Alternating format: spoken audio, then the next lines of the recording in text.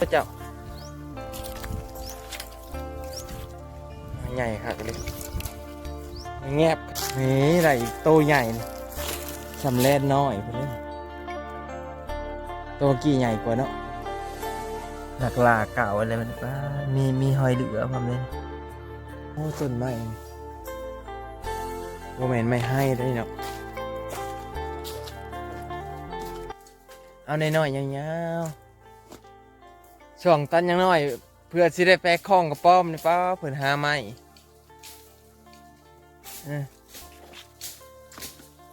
สบายดีสวัสดีพี่น้องสองฝั่งไทยลาวเด้อสบายดีท่านผู้ชมที่รับชมทางต่างประเทศนะก็คือมื้อนี้เฮานะสิพาพี่น้องมาคล้องกับป้อมมันพี่น้องฮอดมือฮอดยามฮอดฤดูกาลมาแล้วเนาะพี่น้องเดือน3เดือน4แล้วกระป๋อมก็สิออกเนาะก็คือมือที่แบบกระป๋อมมันมักสิออกหลายก็คือแบบมันร้อนนะมันแดดแล้วก็ร้อนนะมื้อนั้นแหละกระป๋อมสิออกแล้วก็ช่วงเช้าเนาะสิไปนะช่วงประมาณ8-9 โมง8-9 โมงกระป๋อมมันสิออกแต่พอ11-12 โมงกระป๋อมมันสิขึ้นสูงเลยพี่น้องช่วงเช้าเช้าแดดอ่อนๆพอดีนะมันออกมาตากแดดนะมันก็สิอยู่ต่ำๆนะตามหลักหัวตามกระตอคันมันสวยมันสิขึ้นจำปลายไม้เพื่อแหละพอดีอีกประมาณฮอด3 โมงประมาณ3 โมงแรง4 โมงแรงมันก็ลงมาอีกได้ปะนี่มา2 คนกับน้องทรายมั้ยมาจะมาหาตัดไม้นะก่อนสิไปคล้องเขาก็ตัดไม้คล้องมันก่อนเอ้า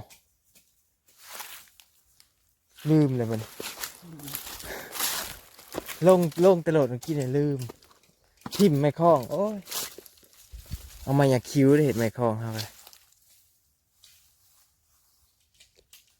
โอ้นี่จะไหนก็ฮอดย่ามอีกพี่น้องนี่ฮอดย่ามติดแมงจักจั่นนี่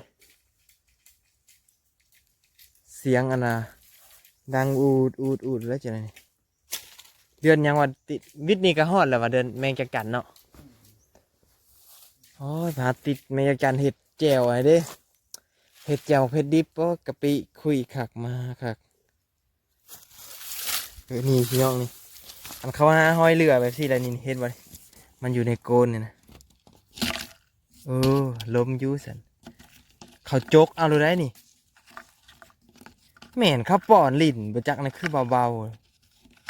ๆแม่นได้เบิ้งพี่น้องเห็นมาห้อยเรือนะที่ทางในเห็นมาพี่น้องเอาสิจกมาเลยว้าคือจกยากใช่ปะนี่สิจกเขาสิจกให้พี่น้องเบิ้งเนี่ยมื่อนี้มานเลยได้ห้อยเรือหน่อยหนึ่งนี่โลหนึ่งเท่าไรวะบ่เบิ้ลเดี๋ยวนี้นะบ่แม่น10,000แล้วบ่จัก8,000แล้วบ่จักโลหนึ่งนี่ได้ละหน่อยหนึ่งพี่น้องยังอีกเด้นะเบิ่งมาสิเอาเลยได้ตัวนี้เบิ่งนะวิธีเอานะ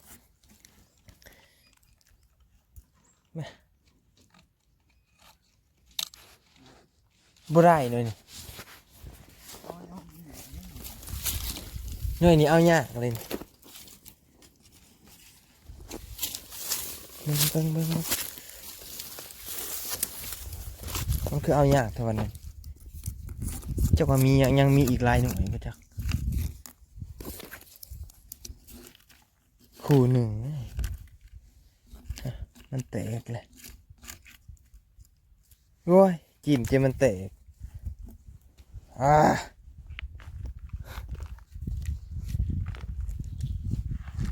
เนี่ยเอา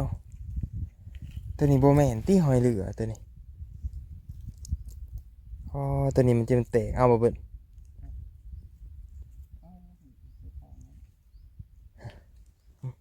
อันนี้เขาก็ไปจีกระเสบเลยนี่ใส่ซองหน่วยไป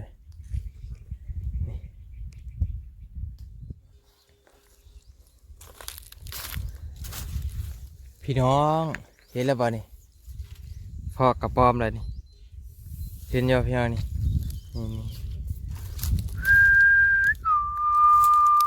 เห็นยอพี่น้องนี่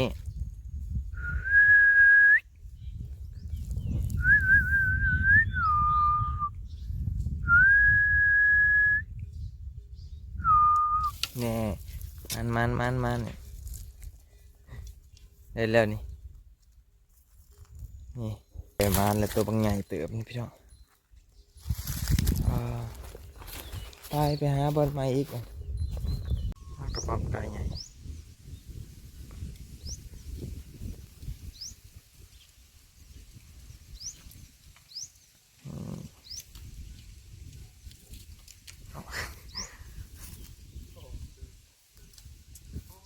สิขึ้นแล้ว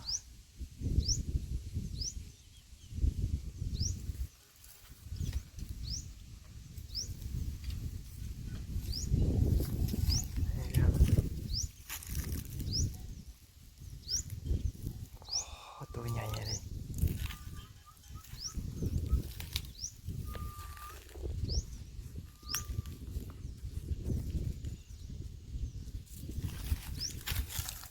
โอ้เจ็ดอันนั้นเว้งขึ้นกองกาเลยตัวนี้เมืองไทยพวกมันเบิดใหญ่คักเลยเว้ยเอาไปเลยว่าเบิดจับเลยเจ้าใหญ่คักเลยมันแงบคันเดียวกลัวชำเล่นครบเลยนะ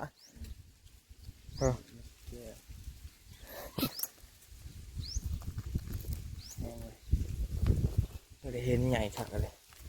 สำเล่นน้อยไปเลยนี่แห้งอะไรพออีกแล้ว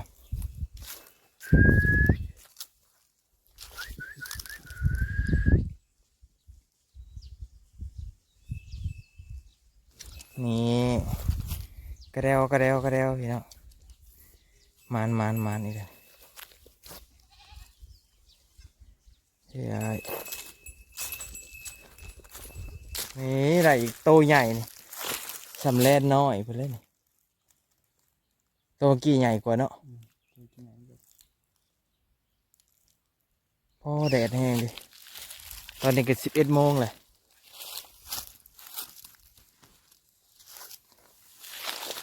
ฮัลโหลขึ้นตามลำหัวนี่พอดีชุดเมื่อเลยเนาะ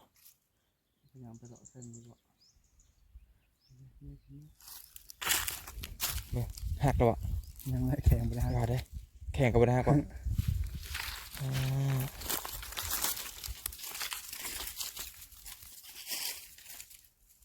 ความเถ่าอะไรเว้ยเนาะนี่พี่น้องมักใหญ่เห็นไหมนี่แต่ว่าบซัมโตวักกี้นะกระป๋อมกาวมันใหญ่กว่าตัวนั้นใหญ่กว่าตัวนี้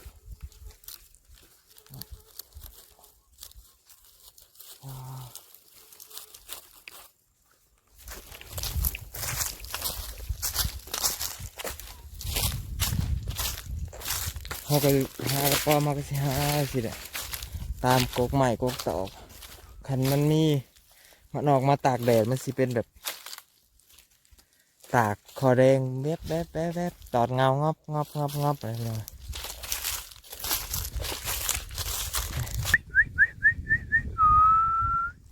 เขาจะต้องทิ้วเอาได้พี่น้องพอเขาทีเลยกระป๋อมมันสิเงานอน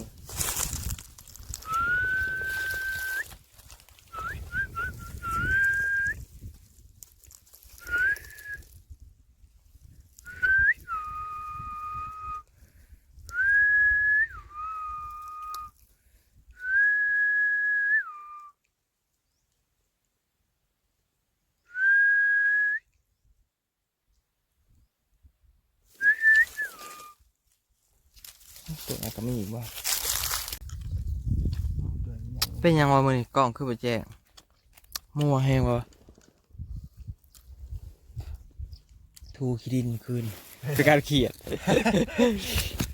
เมืองไทยด้วยเว้ยนี่พี่น้องเบรนน้อยได้เบิ้งสีมือนะคือเวนหุ่งวะหนักลาเก่าอะไรมันป้ามีหอยเหลือพร้อมเลยนี่จักโตนับกัน1 2 3ให้ได้แต่ตัวน้อยก็เอา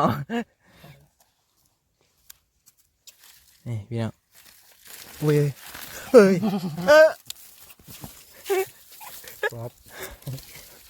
หักมันดูเปิด เพราะมันหายใจจะอู้เพราะจะเลือดออกบ่แม่นเลือดมัน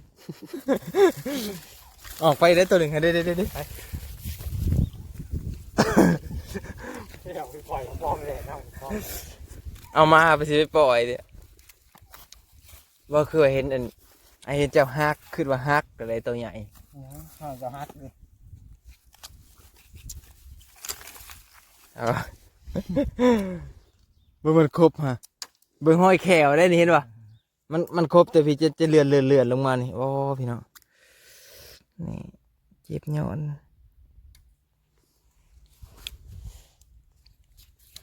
เมื่อยบัดนี้